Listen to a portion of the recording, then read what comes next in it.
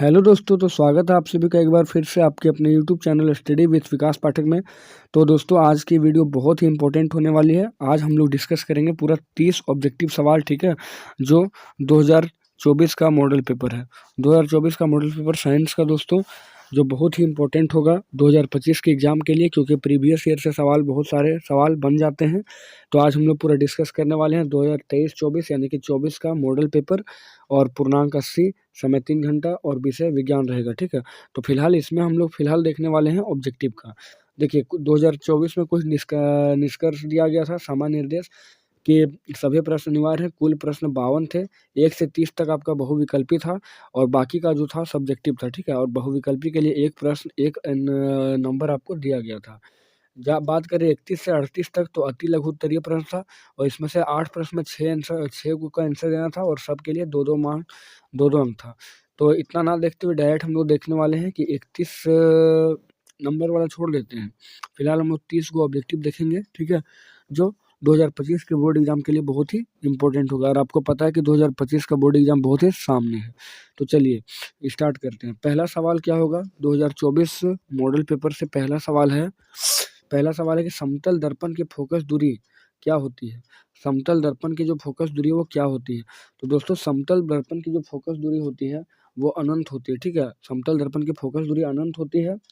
और अगर पूछा जाए इससे प्रतिबिंब कैसा बनता है, तो प्रतिबिंब इससे आभासी बनता है, यानी कि काल्पनिक बनता है, ठीक है, काल्पनिक।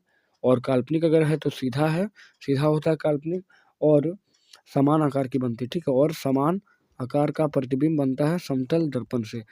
दूसरा सवाल होगा कि किसी वस्तु का अवतल दर्पण द्वारा वास्तविक, उल्टा और समान आकार का प्रतिबिंब बनता है, ठीक है। तो वस्तु की स्थिति क्या है? अपन से टोटल जो है 6 प्रकार का प्रतिबिंब बनता है, 6 प्रकार का। तो पूछा गया कि वास्तविक भी बने, उल्टा भी बने और समान आकार का बने। तो ये तब होता है जब वक्रता केंद्र पर होता है, और सी पर जब होता है तो सी पर ही प्रतिबिंब बन जाता है। फिर तीसरा सवाल होगा कि निम्नलिखित में से किसमें प्रकाश सबसे तेज गति से चलती है? तो देखिए, तेल, पानी, वायु और कागज दिया गया है। तो इसमें से वायु का अपवर्तनांक जो होता है कम होता है, और अपवर्तनांक कम होगा तो उसमें सबसे तेज गति से चलेगी। दिया गया ऑप्शन के हिसाब से वायु होता है। आगे है चौथा सवाल कि एक लेंस की क्षमता -4D है, उसकी फोकस दूरी -4 है, और जाहिर सी बात है जब क्षमता पूछा है तो डी ही होगा। तो बराबर होता है 1/f, और यहाँ से f निकालेंगे तो 1/p आएगा, ठीक है। तो 1/d, 1/p, p -4 है, ठीक है।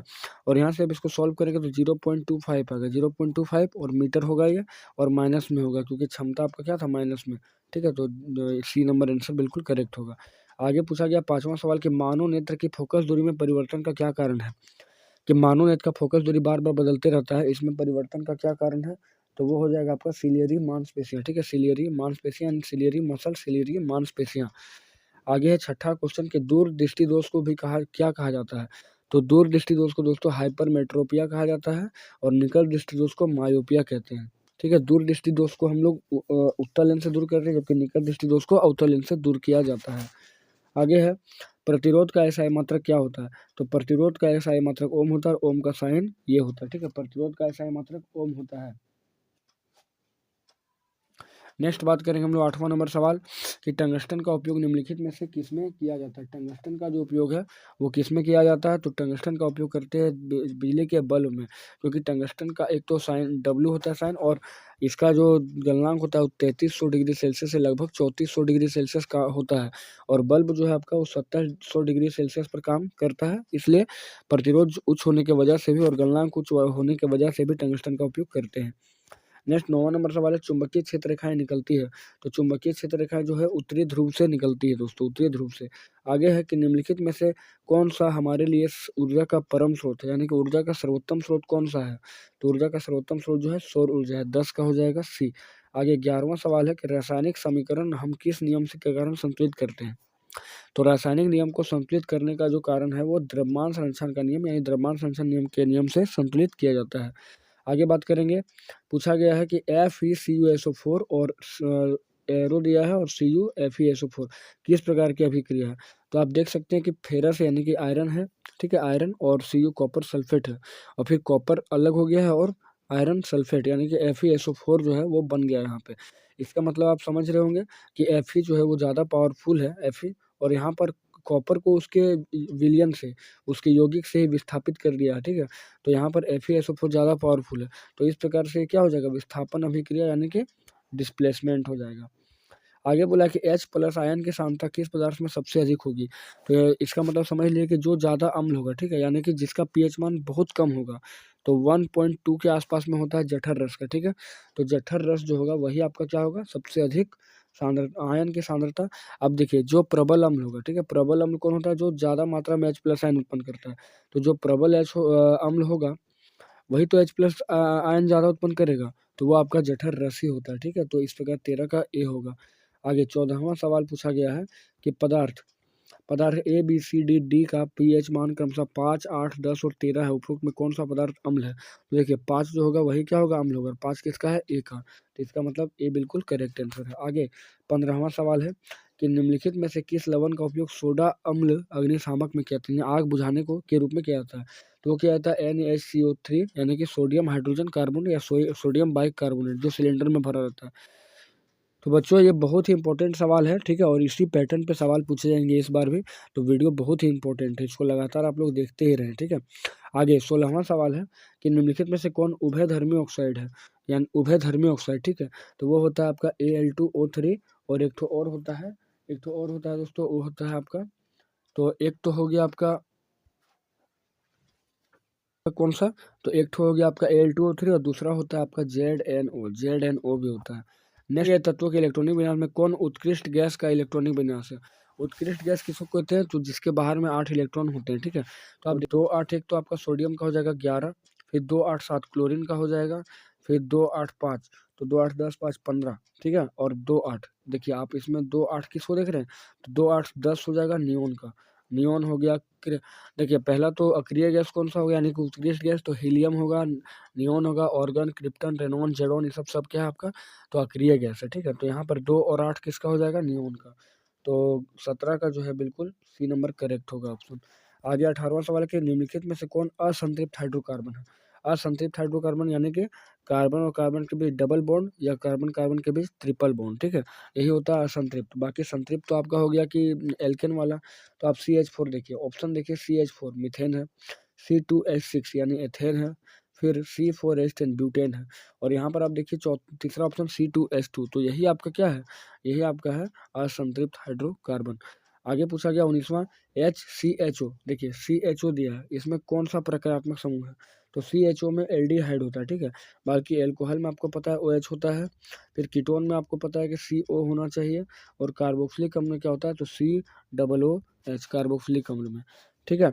ये एल्कोहल है यानी ऑल है, फिर CHO एल्डिहाइड है, और कीटोन में CO होता है यानी कि कीटोनी यानी ओन लगा होता है, COOH में O1 लगा होता है।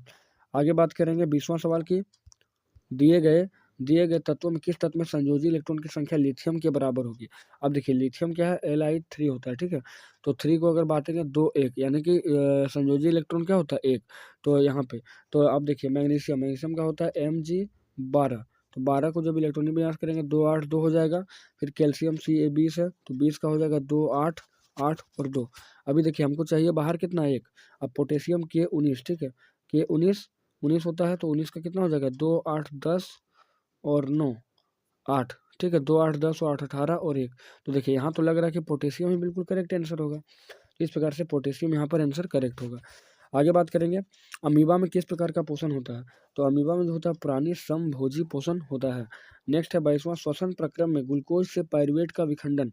देखिए अगर पूर्ण रूप से बोला जाएगा तो माइटोकॉन्ड्रिया में होगा, ऑक्सीजन की अनुपस्थिति में होगा तो कोशिका द्रव में हो सकता है, ठीक है। तो अभी फिलहाल 22 का बी होगा।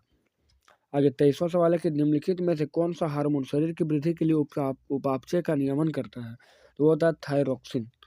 आगे है या तो आप वृद्धि हार्मोन भी कह सकते हैं। आगे है मानव के में सभी अनैच्छिक क्रिया का नियंत्रण किसके द्वारा, अनैच्छिक यानी कि अनैच्छिक, ठीक है, जो अपने कंट्रोल में नहीं होता है, तो उसको मेडुला करता है, मोडुला और पोन्स बेरुलाई पीछे जो होता है स्पाइनल कॉर्ड के पास। आगे है कि दिए गए चित्र, आप देखिए एक चित्र दिया हुआ है, अब बोला कि दिए गए चित्र किस प्रकार के जनन को प्रदर्शित करता है। तो ये देखिए पुनरुद्ध भवन को करता है, ठीक है, पुनरुद्ध भवन, क्योंकि यहाँ पर हो क्या रहा है, तो एक जीव 3 बार में टूटता है, फिर इससे अलग जीव बनता है, फिर इसे बढ़ते चला जाता है, तो ये पुनरुद्ध भवन हुआ, यानी कि आप पुनर्जनन भी बोल सकते हैं। नेक्स्ट है मनुष्य में निषेचन कहाँ पर होता है? तो निषेचन जो होता है अंडवाहिका यानी कि फैलोपियन ट्यूब में होता है, ठीक है, फैलोपियन ट्यूब में। शुक्राणु जब वहाँ पहुँचता है तो अंडाणु वेट करते रहता है और अंडवाहिका में यहाँ पर निषेचन हो जाता है। आगे बोला गया है 37वां कि किसी जीव में कोई गुण प्रभावित होता है किसके द्वारा?